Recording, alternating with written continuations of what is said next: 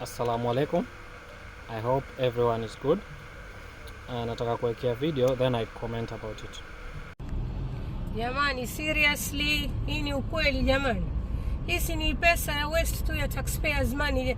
Hii pesa kuwekwa hapa si ingeingia hospitali, ikaingia na mashule. Ikasaidia mwananchi. Sasa hii ni beautification gani ikiwa masiwage kila mahali yanafurika? Mombasa taka kila mahali. Sasa hii ni beautification gani ya kujenga barabarani? Hata gari kiharibika hakuna nafasi ya kuweka gari yako kwa kando. Jamani, let us be serious bana with life. Hii ni ufujaji wa pesa huu. Okay, now hiyo video mmeona hapo, hiyo ni nje ya Links Road. Nje ya Links Road.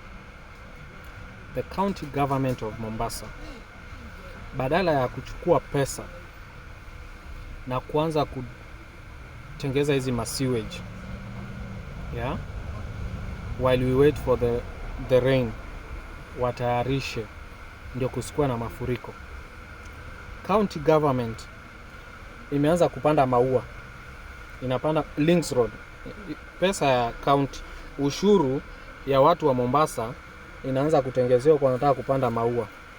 Right now ukipitia hiyo njia, hata gari yako ikikuzimikia hawezi weka kando, kwa sababu hiyo nafasi wamechukua wanaweka maua.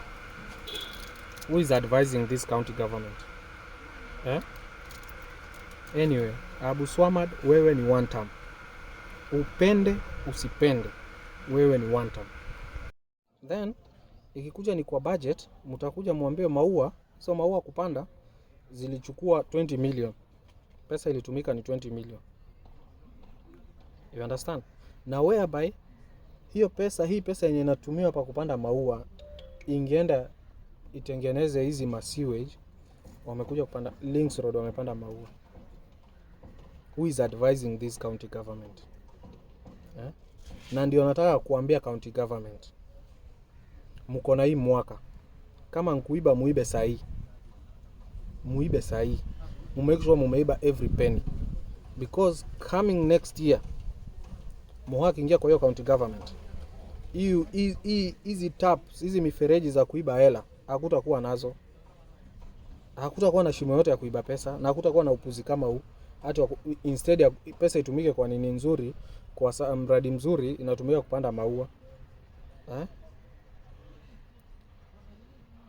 Governor wa Mombasa, wewe ni one term. Juzi like today I didn't want to talk a lot, but mmekuwa mkisema Joho Kingpin, sijui nani Kingpin. Mbona alishindwa kujaza Tononoka hapa? Hii inamaanisha mko mnatumia baba vibaya. And since mimi nizaliwe sijaiona mkutano ya Raila Odinga watu wanahongwa. I have never. Mkutano ya ODM sijaiona mkutano ya ODM watu wanahongwa kukuja. Hii ndio yangu ya kwanza. Na mnahonga watu na uwanja ujai. Sasa ngojeni jembe la kazi jichopevu, ile siku atafanya mkutano hapo Tononoka ndio mtasikizia. Mtajua John TBT na ndio kusema.